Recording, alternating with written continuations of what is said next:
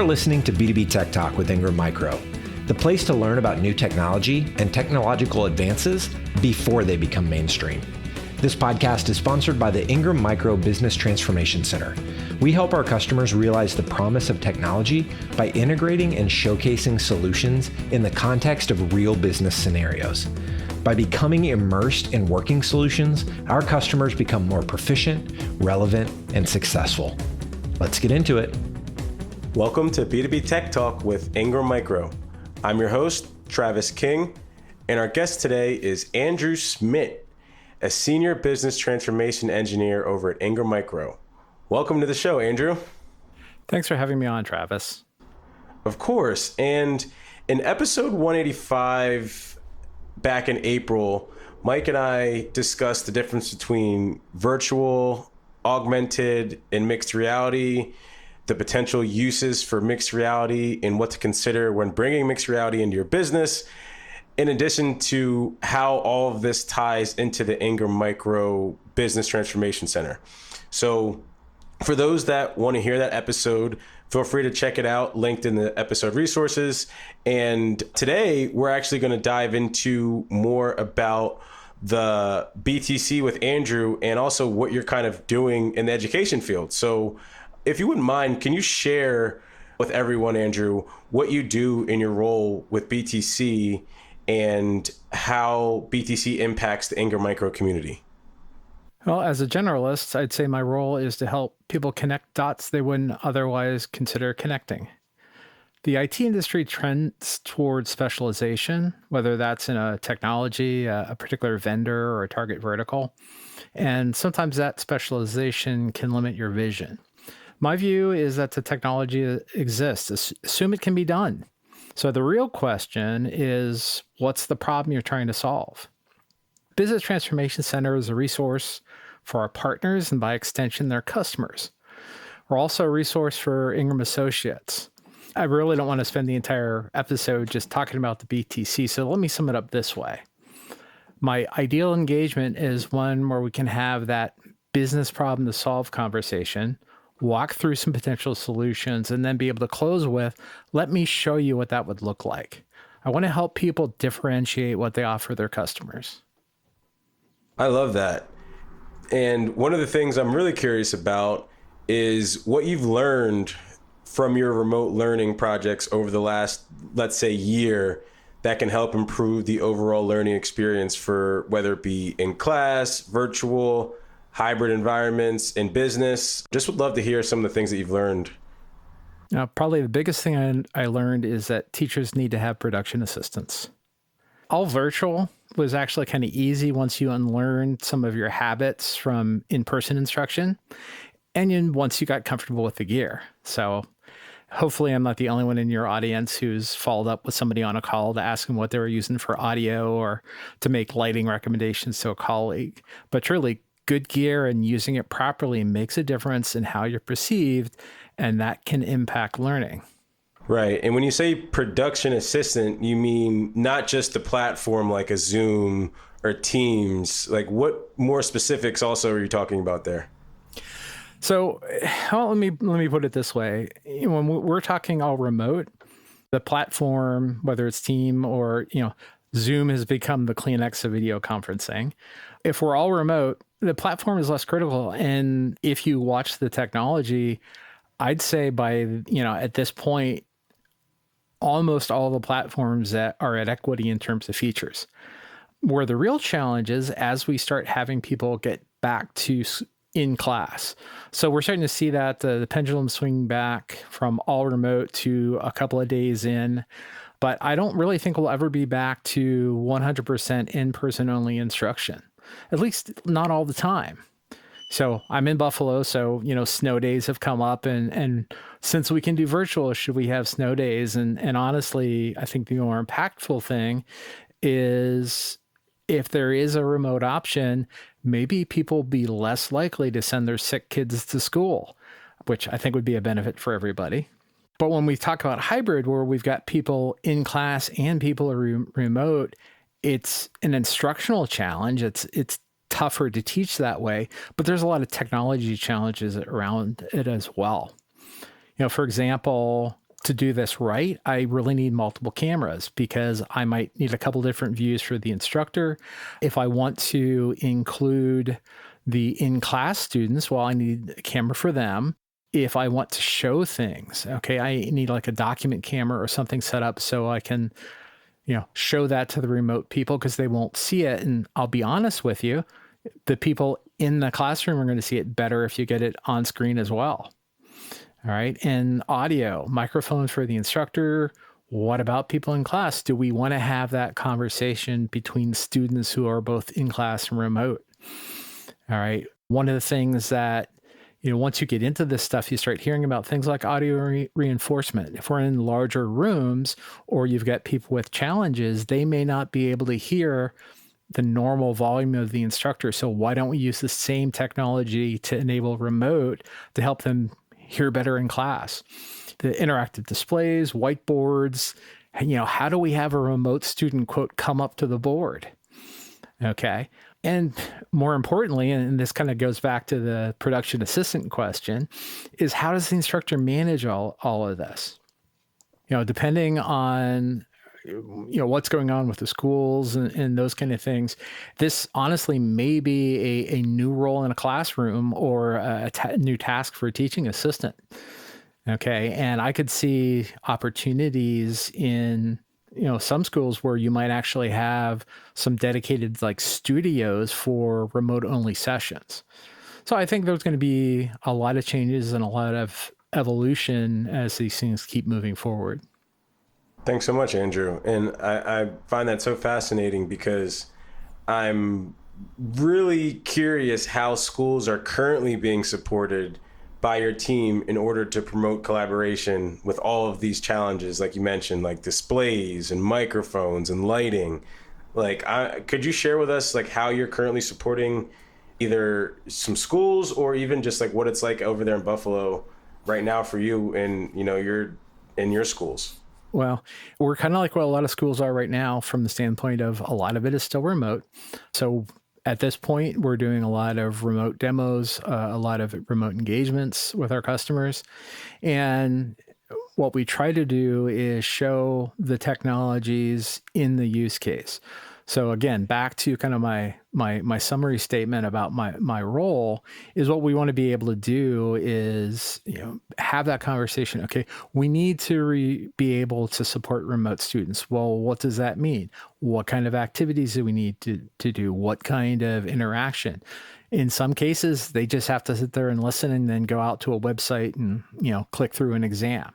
In other things, it may be more interactive. Maybe you want to do virtual field trips. How do you enable those technologies? Well, let's show you some of the pieces that you would need to implement those solutions. And so a lot of what we're doing is we're not showing here are all the pieces, buy these things. It's these are the questions you need to ask. These are the considerations you need to have. All right, if we're getting into all of this things, well, what about network? What about all the other pieces of that puzzle that need to be in place for these solutions to work? So, what we do with any of the things that we present through the Business Transformation Center is we really try to have that built out framework. So we may not have one of everything, all right, but we can address and show all of those pieces of those solutions so we can encourage the full, complete conversations with our customers. Right. So instead of suggesting technologies or tools, it's walking them through the processes of the challenges that might come up, potential solutions for those challenges, and then helping them through that process. Exactly.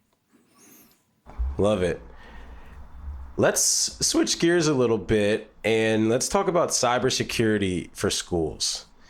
And so in doing research for this conversation, school districts have paid upwards of $50,000 to restore school district data after a ransomware attack against servers. So for those listening, back in March of 2021, Buffalo schools suffered a ransomware attack that suspended classes for 2 days.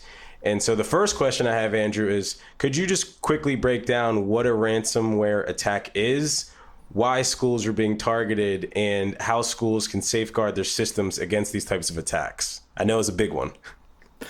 Oh, no problem. It'll just take a little while to answer for you. So ransomware is a specific form of malware, okay, malicious software. So it's a specific kind of attack. Basically, software is introduced into the target network that encrypts data, making it inaccessible. Okay, so somebody locks the door so you can't get in. And then the attacker says they'll unencrypt that data if the ransom is paid. Okay, so why are schools targeted?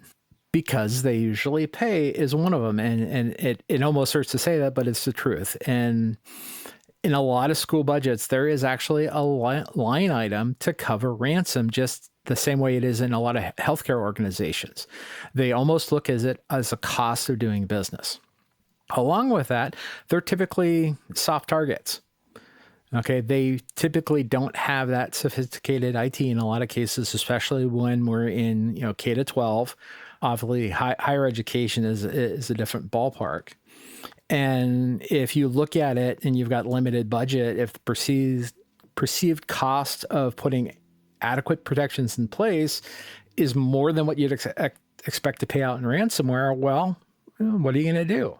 So we don't have all the details on the Buffalo Public Schools incident, but one of the things I do want to bring to people's attention is that most people don't realize that ransomware is often the final stage of a cyber attack. Okay, typically the attacker has been in the network for some time. All right, so one of the things that we typically see now is they've gotten in, they've been in for a while, they've gotten things of value out, all right, they've exfiltrated data. And so now they're in a position where, okay, I've got everything I can get. What else can I do? Okay, well, we'll encrypt things, set a ransom, and see what they do. Okay, so they're saying they're not going to pay the ransom. All right, well, I happen to have this information that they don't want to get public.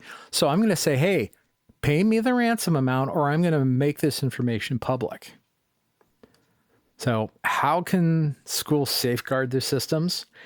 Let's be honest here. There's no single or simple answer, right? There's no 100% effective bulletproof solution.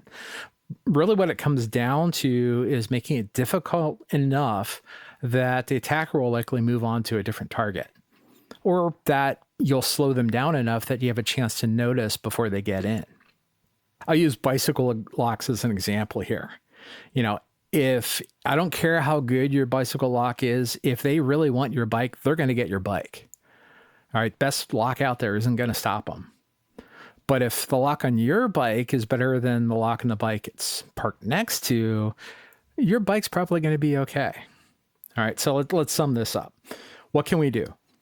We need to protect network ingress points, so any place where stuff could get into the network. So email scanning, block dangerous websites, etc. All right, back up your data.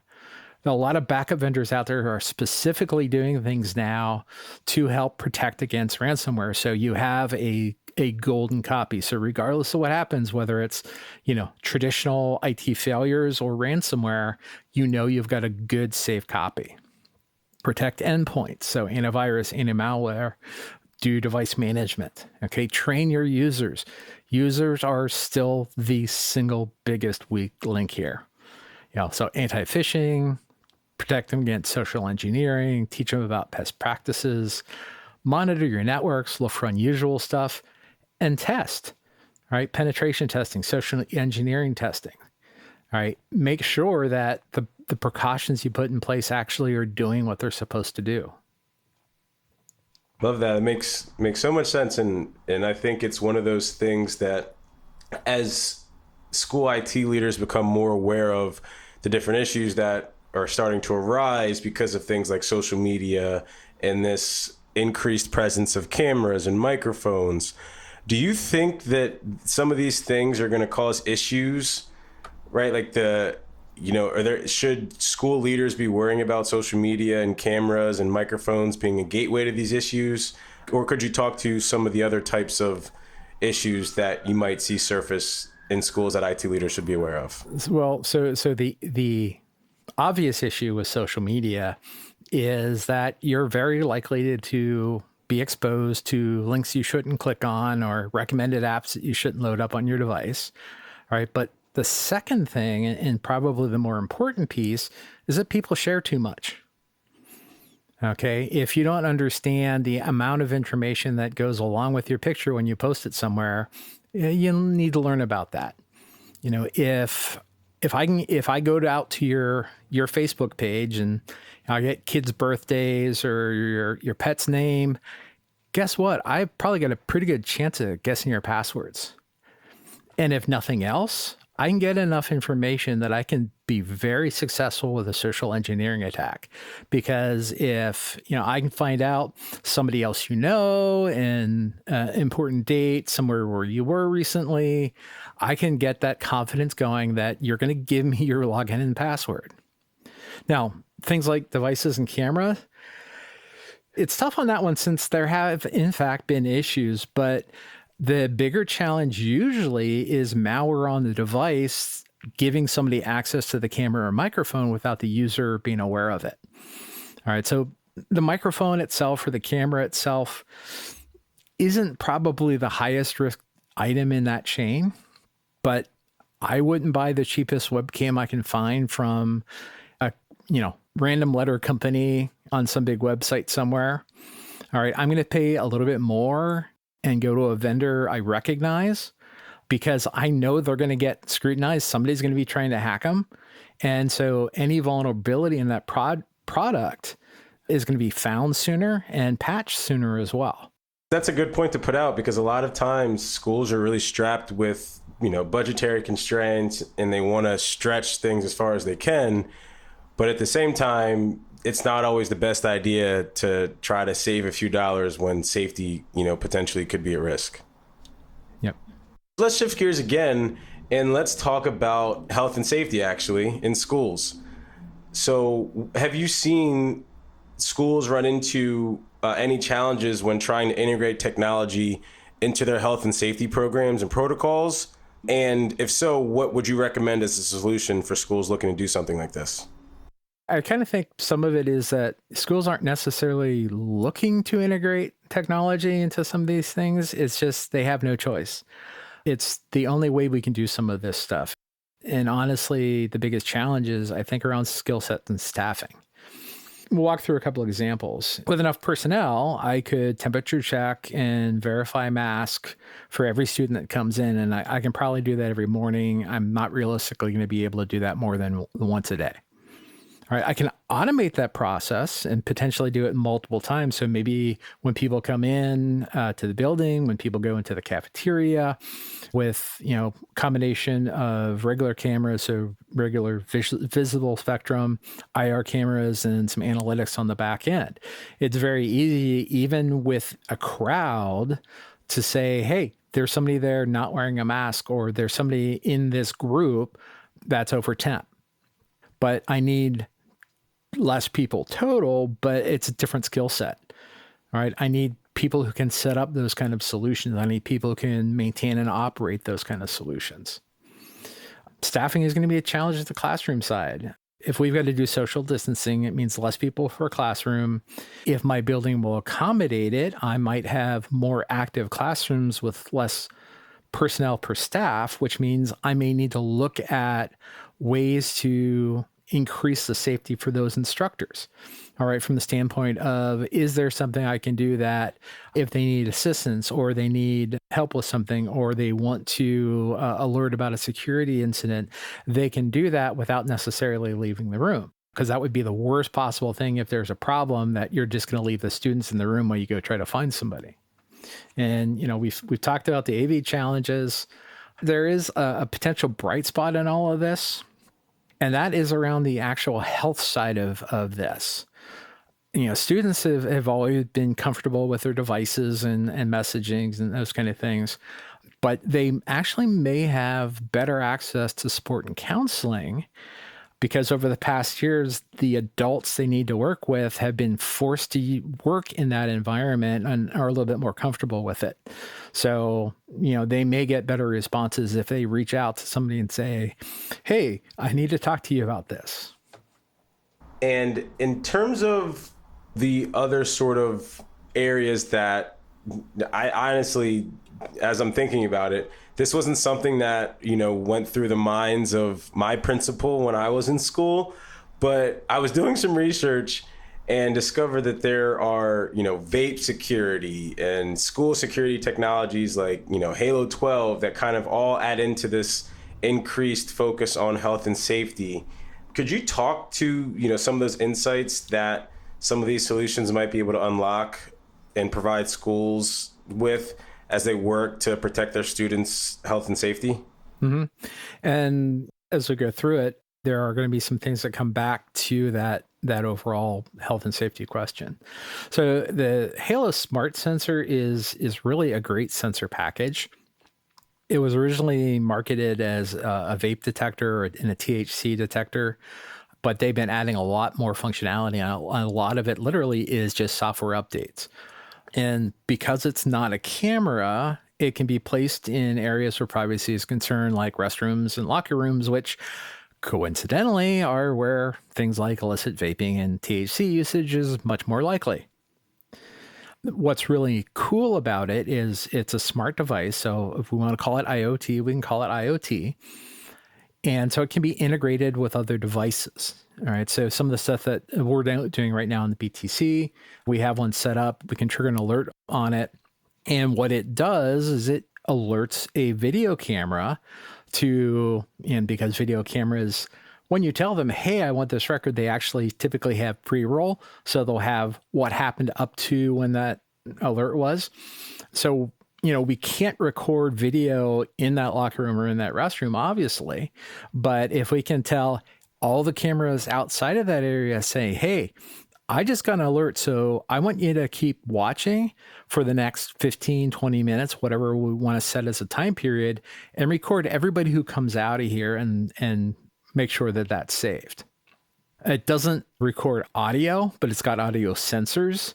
So things like gunshots, which hopefully we're not going to hear, but things like call for help. So if you got somebody in the locker room bullying somebody and somebody says, somebody help me, it's going to trigger that same kind of alert where, again, if nothing else, we have timestamp that a certain amount of time after that happened, we saw so-and-so coming out of that locker room. And so when, Bobby says that Joey was beating up on him, we know that Joey was actually there.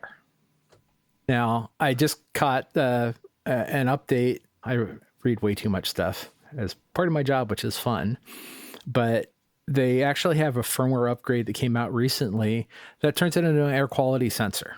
Okay, so back to that whole overall safety things, one of the things that keeps coming up is about, air quality in the schools and making sure you've got adequate ventilation. Well, how do you know that? Well, guess what? My Halo sensor is now an air quality sensor. All right. But the other one that was added in that functionality has to do with sanitation. And this is one of those ones where it makes perfect sense and seems really obvious after you know about it. So because the Halo can detect chemical signatures, so, you can tell it, look for this chemical, it can detect cleaning and sanitizing products. All right, which means that we now, with that sensor we've got up in the restroom or up in the locker room, we can tell that somebody came in and used the sanitizer at such and such a time and used it for this amount of time before somebody came back in. So again, it's a great example of what we try to do from the standpoint of getting people thinking outside of what they think are the limitations of a technology. I would have never thought about it, but as soon as I saw that, it's like, oh, that makes perfect sense. You just tell it to look for something else, and now we can do another thing with it. It sounds like there's just a constant stream of learning that's happening all over, from sounds to just all different types of things. So the technology is enabling schools to learn a lot about their environments really quickly to better inform and make decisions to help support the students. Exactly. And one thing I did want to finish out on was this concept and idea of gaming in schools, because we just did a full gaming interview with a vendor, and we talked about, how gaming in schools is growing and the rise of esports and the opportunities that it's unlocking. And I believe we heard from a birdie that you also agree with this, and you're also passionate about this. And I want to hear specifically, Andrew, from your point of view as an engineer, Do you feel like this is a compelling option for schools? And if so, why? Well, at some point, whether as a student or a parent, or you've sat through one of those things where they were talking about the benefits of team sports and why you should get involved, and teamwork and social and emotional learning, and how you're going to learn skills that benefit through your professional life. But how many people do you know who didn't make the team? And yes, we could have the discussion where, well, that's part of the learning process as well. But there are some people who, as hard as they are going to work, are never going to make that team. Esports is a lot more inclusive. And a lot of the skills that you're going to learn, you're going to learn that teamwork, that coordination, problem solving. But you're also going to learn things about technology. So it's fun and it's STEM. Okay. I've used it as an example where, I know people who are having trouble with something in school, and you relate it to something they do in a game. And it's like, oh yeah, that makes sense. I guess I actually know how to do that. It's just sometimes they need to connect with something they're more passionate about. Yeah. And I found it really interesting to see what you can create when you just put a group of students in a room to solve a problem about an alternative world, and see how quickly they get on the same page and help each other. Mm-hmm. I love it. And do you have anything to add there? No, I was going to say, yeah, it's great if you can catch people before they've been trained to not think that way. Exactly. And so through these experiences and all these different sessions where a team of 7 students plays a team of 7 other students from a different country and a different grade, and they all learn, like you said, career skills. They learn senses of belonging. They learn how to develop and teach other soft skills and hard skills. It's just a better way for them to learn the things that they're currently not learning in other areas of school. So I love that perspective, Andrew. So thank you. And then the final question we ask everyone is where you see technology going in the next year. So I'm probably going to give you a little bit of a different answer.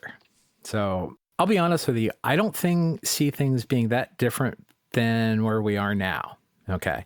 The difference is that we'll be there because we choose to be, not because we had to be.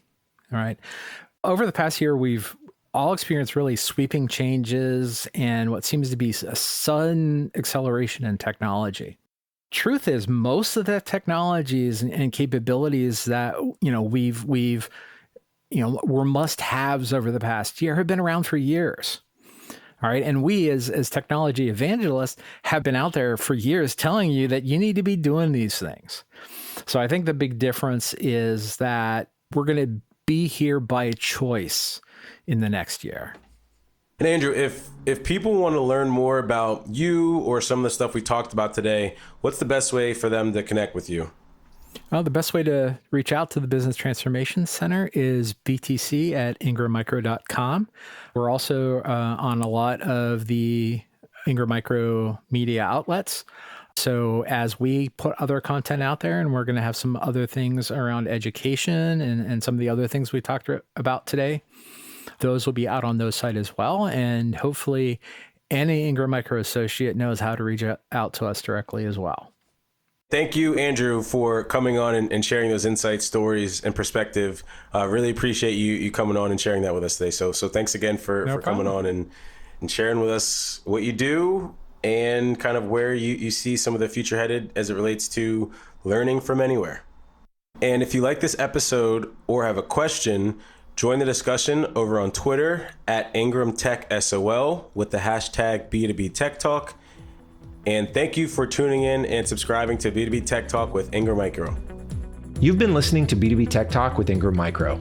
This episode was sponsored by the Ingram Micro Business Transformation Center.